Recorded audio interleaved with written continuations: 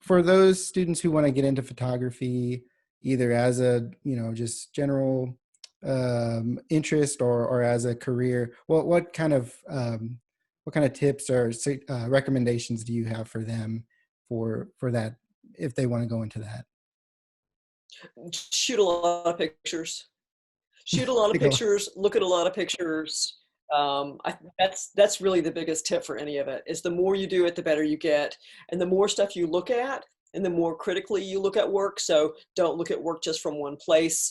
Instagram is a great place to look at photography, but there are a whole lot of other places that have a lot of really interesting photography out there. So explore a lot, look at a lot of photography, read about photography, see what people have to say about it and what kind of questions are they asking, what kind of criticisms do they have about photographs that they're looking at, and then just shooting a ton of pictures and then trying to be as analytical or critical as you can about what you're looking at. Oh, it's That's like the way to writing. get You got to good. keep doing Yeah. Hmm. it. You got to keep doing it. Yeah. Interesting. Okay. Well, I guess last thing, anything you would like to add to the conversation? This is kind of going out there on all of our socials to talk, to let students know about us. So, anything else you'd like to add? Well, I would.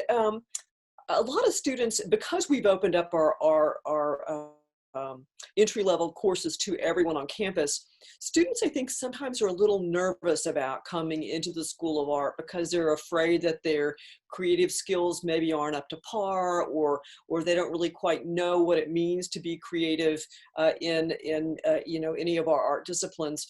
And I have my students keep a sketchbook in my class where they write a little bit about their experience of making pictures, and they talk about what they're looking at and what they're reading in the class. And one student was really interesting. He said that he was really afraid when he came into the class that his work would be negatively judged, and that he would, the process might make him feel inadequate, or like he didn't know what he was doing. And he said that after he was in the class for a little while, he realized that in the intro classes that we really do want to help students learn how to see and learn how to explore these processes. And so we really meet them where they come in. And so there's no reason to be afraid when you take an art class, because we really will help you to understand what art is about, but we're not going to judge you for not knowing. If you knew, there'd be no reason to take the class, right? Mhm. So we're glad you don't know, and we're glad to help you learn, because that's what we're here for. So I would say, if a student is kind of thinking about taking an art class, they might just come over and check it out and meet the faculty and talk to us. We're happy to tell them about what we have to offer, what the classes look like, introduce them to a few students, obviously in the days when we're back face to face again. But we're happy to talk to them and give them some insight into what it'll be like, but they need to not be scared, because we're not very scary people. We're I awesome agree. people. Y'all are a lot of fun. I enjoy going over to the art building and saying hi. Um, Cool. and last You thing, should do that more often. yes, I will. We like Once seeing your friend. once we go back, I'm gonna be walking around and really appreciating campus a lot more than I have because That's what we all, yeah. last question I have for you, now that I'm thinking about it, the application process for students coming into the School of Art. A big question I always get from art students is, what do I submit for the portfolio? And I think you're the best person to ask for that across the board. What's some suggestions you have for them? So we really just want students to put their best effort into the portfolio, show us their best work, show us what they feel the most confident about. A lot of times the high school teachers will help guide them in how to put that portfolio together.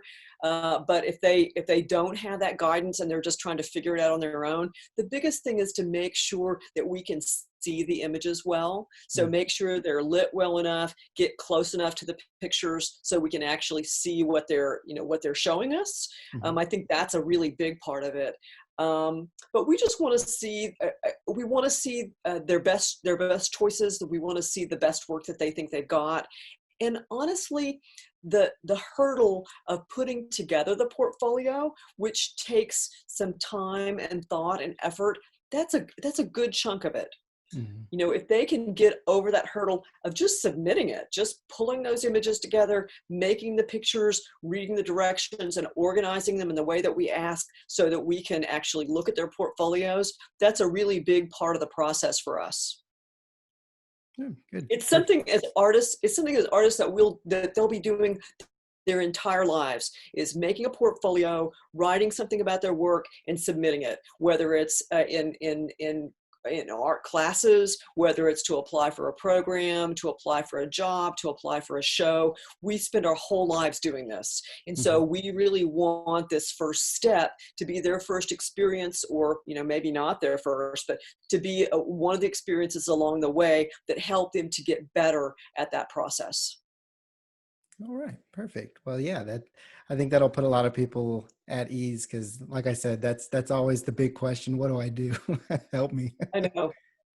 I know, it's hard. It's hard because you feel like there's some trick and you need to know the trick, but there really isn't a trick. We just want to see that the students are dedicated, that they're interested, that they're willing to put the time into putting it together and presenting it to us in a way that we can look at it.